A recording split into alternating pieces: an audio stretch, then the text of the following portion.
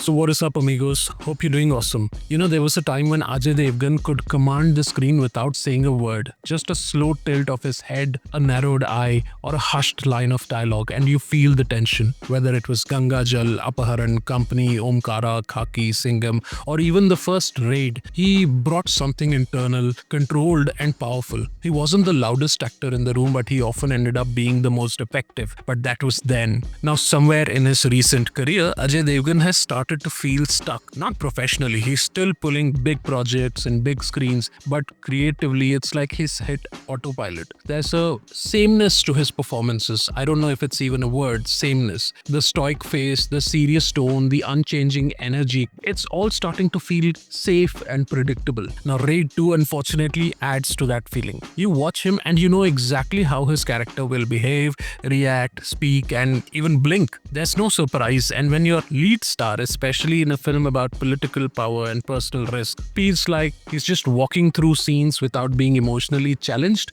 it really affects the film's impact. Now, don't get me wrong, this isn't a rant about his talent. Ajay Devgn is a brilliant actor, but Raid 2 reminds you more of how little he's pushing his own range nowadays and how cinema has changed, but he hasn't.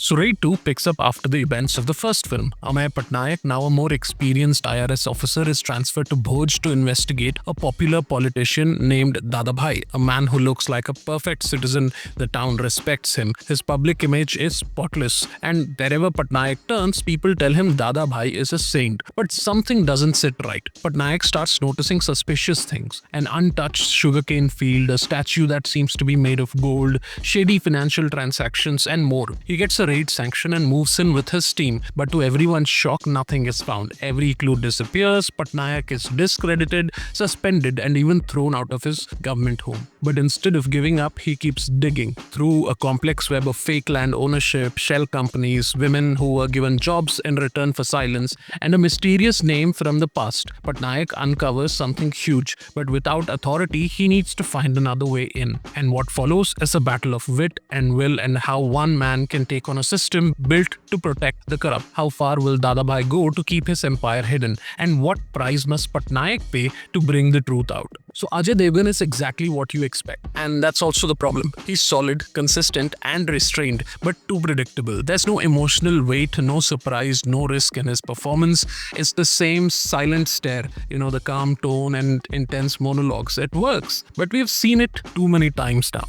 Riteish Deshmukh as Dadabhai is a fresh choice. He plays the role with a controlled calm, someone who smiles politely but carries a sinister confidence. He doesn't go loud, which is a smart choice, but again, the script doesn't give him the kind of scenes that would make his villain iconic. He had the potential to be dangerous, truly dangerous, but it doesn't fully come together. Vaani Kapoor plays Ajay Devgn's wife, Malini, and for the most part, she fits the familiar, supportive spouse template. But to be fair, the film gives her one key moment where she steps out of the background when she approaches the women exploited by Dada Bhai and encourages them to testify. That part does add some purpose to her character, and it ties in with a powerful emotional moment in the climax involving Dada Bhai's mother. But even then, it feels like the script gave her too little too late. Amit Sial as Lallan Sudhir might just be the most interesting character in the film. What looks like a corrupt officer at first turns out to be a plant, part of a bigger plan. His performance adds some much needed freshness to the second half. Also worth mentioning is Brijendra Kala and Yashpal Sharma in smaller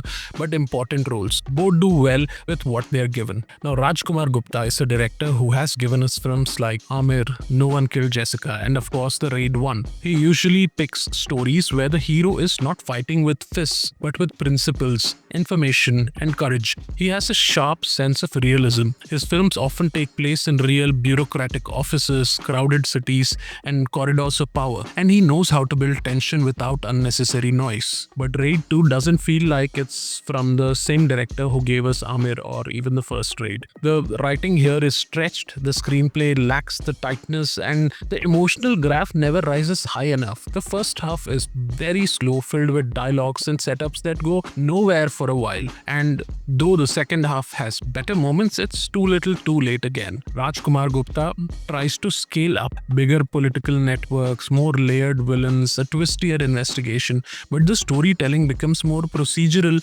than engaging. His strength used to be emotional simplicity mixed with strong moral conflict, but Raid 2 feels too mechanical, like he's trying to replicate the success of the first film instead of reinventing the story with stronger drama. The background score by Amit Trivedi is decent, functional, but nothing stands out. The sound design in tense scenes works well, but there's no theme or piece of music that stays with you. Ironically, you can almost feel the difference between Raid 1 and Raid 2 just by listening to the soundtrack. The first film had that powerful goosebump anthem, Jhuk na Paunga, a song that matched the tone of the story, that spoke of courage and stayed with you even after the credits rolled.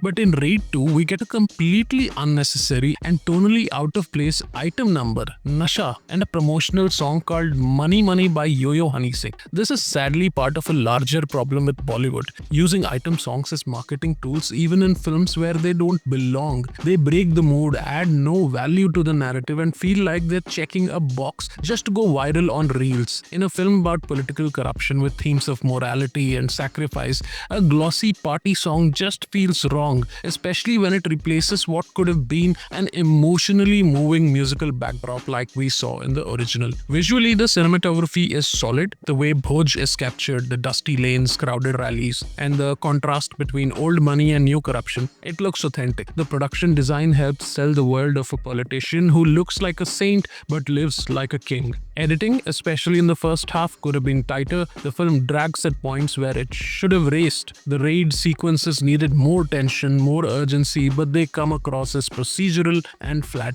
So Raid 2 is not a bad film, but it's not exciting either. It plays it safe, gives you the same hero, a slightly new villain, and a longer path to justice. It's decent, it's watchable, but it doesn't grab you by the collar and demand attention like it should have. For me, the biggest letdown was Ajay Devgn's performance, not because it was bad, but because it was too familiar. I really want to see him take more risks now. Enough of the silent, brooding man. Let's see some vulnerability, some chaos, something unpredictable. If you're a fan of the first Raid, you might enjoy parts of this for nostalgia, but if you're expecting a gripping thriller or a smart political drama, Raid 2 just doesn't hit hard enough. Thank you for watching us today. Don't forget to hit that like, share, and subscribe to the channel for more honest reviews. Bye-bye.